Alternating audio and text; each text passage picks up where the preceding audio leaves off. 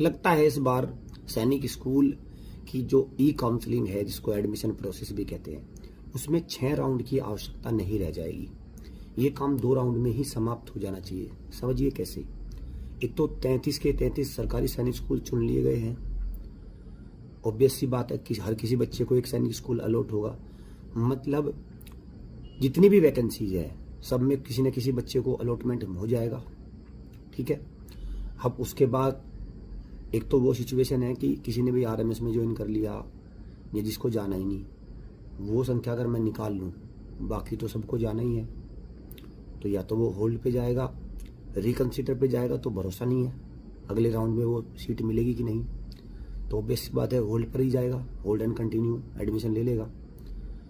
और जो मैं आरएमएस वाला अदर जो एग्ज़ाम है उनका वो निकाल लूँ, तो वो 500 का संख्या है। वो नंबर कितना है? वो 500 है मात्र।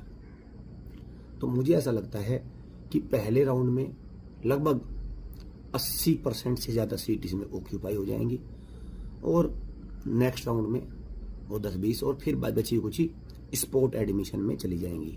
ये इसमें होने वाला है, क्योंकि सारे सैनिक स्कूल की चॉइसेस एक बार ही इन्होंने फिल करा ली है, और साथ में इन्होंने फिर वो जो चॉइस को एडिट करना, बाद में प्रायोरिटाइजेशन जो होता है, वो उसको खत्म कर दिया। इन्होंने बताया कि एक बार आप कर लो और एक बार आपको तब करनी है। कब? जब आपका स्पोर्ट राउंड आएगा। तो मतलब ये है कि ये फिर उसको स्पोर्ट राउंड में डाल के सीधा खत्म कर देना चाहते हैं। क्लियर?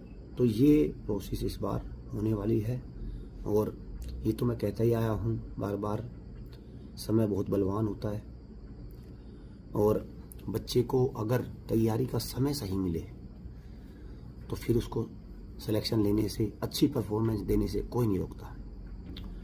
लेकिन अक्सर मैं देखता हूँ बच्चे को समय नहीं मिलता, फिर उनके पेरेंट्स कहते हैं कि बच्चे को 1 ही महीने का समय मिला, जब आपने उसको समय दिया ही नहीं, जब आपने उसको एनवायरनमेंट प्रोवाइड कराया ही नहीं, जब आपने उसको फैसिलिटी, आप उसके साथ बैठे ही नहीं, आपने उसकी तैयारी समय रहते कराई ही नहीं, तो फिर आपका तो ये अधिकार नहीं बनता ना 1 ही महीने का समय मिला। आपका ये कहना सर मैंने 1 महीने का ही समय दिया बच्चे को, मैंने इस बार गलती कर दी और नेक्स्ट टाइम मैं गलती नहीं करूंगा, ये बात मैं कहूँ तो आनी चाहिए निकल कर, और तब बच्चा अच्छा रिजल्ट लेकर आएगा।